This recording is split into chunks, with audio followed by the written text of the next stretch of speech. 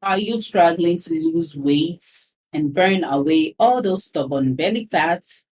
In this video, I am going to share with you how to lose belly fat in 5 simple steps and how it can help you in your weight loss journey for free. And if you watch this video to the end, I am also going to give you the best option to lose weight if all other techniques have failed you. Thousands of people have used this secret formula to lose weight, so you don't want to miss out on this. So keep watching this video to the end to discover this secret. Before we begin the video, please subscribe to my channel if you want to reduce your body weight to normal levels. I am on a weight reduction mission to help obese and overweight people, especially those with fat bellies, to slim down and enjoy their ideal body size. I come out with videos every day. Please tap the notification bell to get notified anytime a new video comes out. If you are excited to learn more about how to lose weight, then comment weight loss down below and let's get started. Here are 5 very effective ways to lose belly fat that will help you get rid of it. You will get a flat stomach as quickly as possible. Now, all of these steps are meant to make your insulin levels go down and your glucagon levels go up. Insulin is a hormone that helps your body store fat. It is released when your blood sugar level goes up. When you have low blood sugar, the body has very little insulin. On the other hand, when your blood sugar is too high, insulin runs around like crazy, storing extra sugar. Your liver or your muscles can't hold it. When your blood sugar gets low enough, your body stores it as fat. When your body makes a hormone called glucagon, which does the opposite of what insulin does. That is why losing belly fat is so important for burning body fats. Now, there is no way to target fat burn, which is a shame. So the best and most effective way to lose belly fat is to burn fat all over the body. So when we lower our blood sugar, insulin levels drop and glucagon works to keep blood sugar levels normal. So the first step is get rid of belly fat quickly. A process called glycogenolysis is the first step in this process, where glucagon speeds up the process of your liver turning stored glycogen into glucose for your bloodstream. Glucagon will also make it easier for amino acids to be turned into glucose through a process called gluconeogenesis. And finally, and most importantly, glucagon works on adipose tissue to speed up the release of fat from fat stores in the blood. The question then is how to lower insulin levels. And how do we increase glucose on levels to prevent us from storing any more fats? And instead of helping us burn more fats, what does it do? The first step is to go on a low-carb diet by cutting out all simple carbs and processed foods, and sugary beverages, and in general limiting all carbs. Now, a low-carb diet isn't the only way to lose belly fat, but it is one of the fastest ways to lower your insulin levels. In one study, people with metabolic syndrome were given either a loaf or a low-carb diet with 1,500 calories to help them lose belly fat. In the low-carb group, insulin levels dropped by an average of 50%, but only by 19% in the low-fat group. Even though they both had the same number of calories, carbohydrates are the macronutrient that raises insulin the most. Now, It has been shown over and over again that eating less calories makes insulin work better and lowers insulin levels. In people who are overweight or obese, no matter what kind of diet then they eat, so it is not the only way to do it on a low carb diet. That is still a good way. A low carb diet can help you burn fat faster and use up the glycogen in your liver. Second step, this is to try fasting because not eating is by far one of the best ways to keep insulin levels low. I mean, if you don't eat anything, your body has nothing to turn into glucose. So it makes sense to start with intermittent fasting, where you go without food for 16 hours a day and only eat during an 8-hour window. So you might skip breakfast every day and just eat lunch and dinner. Fasting does work, but be aware that some people will be so hungry when they break their fast. In this case, they eat a lot more than they need to, which will do a lot of damage to their insulin levels. So much so that it might not have been so bad after all if you didn't fast at all. So, fasting isn't the answer for everyone. If you are the kind of person who can't stop being hungry when you fast and then eat a lot afterward, then you might do better to eat more often, but in smaller amounts during the whole day and only eating low carb foods.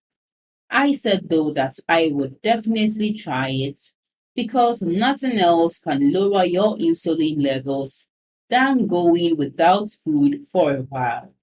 So the third step is to start working out regularly and consistently. I always like to talk about the gas tank. Imagine that glycogen is the gas that your body runs on, and that every time you eat, it fills up your gas tank. If you fill up that gas tank just by breathing, whether you are awake or asleep, standing, sitting, or breathing, almost all of the energy in that gas tank has to be used by your body. Like a car that's running while it's parked, but it doesn't use that much energy when it is parked. When you work out, it's like when you drive your car and it starts using more gas to drive from A to B. Right away, your body starts to use more glucose to help you finish your workout. There is evidence that resistance training, in particular, can help bring down insulin levels. Resistance training is a type of anaerobic training which makes a lot of sense. So, anaerobic training is known to use a lot more glucose, so it helps you empty that tank a lot faster. But we can't just ignore aerobic exercise because it also has a place with insulin. It has been shown to be very effective at making people who are overweight or have type 2 diabetes more sensitive to insulin. So, you should really try to do both aerobic and anaerobic exercise. The only problem is that it takes time, which is why it is important to keep up with your workouts. If you keep skipping days and weeks, the balance between how full it is and how empty it is won't be very good, and your gas tank will be full. Every week, do 1 or 2 sessions of interval training or other aerobic exercises. Step 4, this is so that you don't eat any simple sugars or refined carbohydrates. I know I have already told you that a low carb diet is one of the quickest ways to lower insulin levels, but I will say it again. But there are other ways to do it. So I only want to talk about simple sugar here. Because you don't have to eat less carbs to lower your insulin levels, but you do have to eat less sugar. Sugar is actually one of the foods you should avoid the most if you want to lower your insulin levels and get rid of belly fat. In one study, the insulin levels of overweight people who added high sugar foods to their normal diet went up by 22%. On the other hand, the insulin levels of the group in the study that didn't add sugar but instead added artificially sweetened foods went down by 3%. Now, foods that are sweetened with sugar substitutes have their own problems, but this study shows how much damage sugar can do to your insulin levels when it becomes a habit. You have to stop taking in soda, candy, and sweets. For some reason, people think that healthy sugars like honey and agave are better for you than regular sugar. All of these, though, also have fruits, which, when eaten in large amounts, will cause insulin resistance. So stay away from all kinds of sugar because it will raise insulin levels in the long run. Step 5, last but not the least, is tip number 5, which I know people will like the most because it sounds like a hack. There are things you can eat and drinks you can drink that will help lower your insulin levels. But keep in mind that these are only extra tips. They are not what lowers your insulin levels the most. The main things to do are the other 4 tips I mentioned. This is just a little extra help if you are already following the other 4 tips well. People say that taking apple cider vinegar with high carb foods can keep insulin and blood sugar from going up after eating. So, you can try adding 1 or 2 tablespoons of apple cider vinegar per day. Cinnamon is another one that has been shown to help people who have trouble with insulin in some studies. It can make the body more sensitive to insulin and lower insulin levels. But this effect may be different for different people, so these studies can't say for sure. So I say these are just extra little tips. Worst case, you can just add some cinnamon to your food or drink to make it taste better. You will get more antioxidants, and some studies suggest that the last little trick is to drink green tea. It might help fight insulin resistance, but all these little tips in step 5 won't work unless you do the other 4 steps. I know losing weight can be hard and it's not your fault. The diets and exercises do not always work if you have a slow metabolism. If you have been struggling to lose weight after trying all these tips, then let me recommend a secret formula we have been using to supercharge our body's fat burning metabolism. With this secret formula, you will turn your body into a fat burning machine. Go to burnsap.com to learn more for yourself, or click on the first link below this video to find out our secret recommended formula.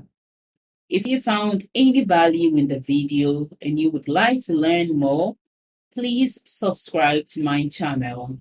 Also, if you have any specific questions, please leave a comment and I will answer them. Thank you so much for watching to this end. Please watch the other videos on your screen right now if you are interested in losing weight.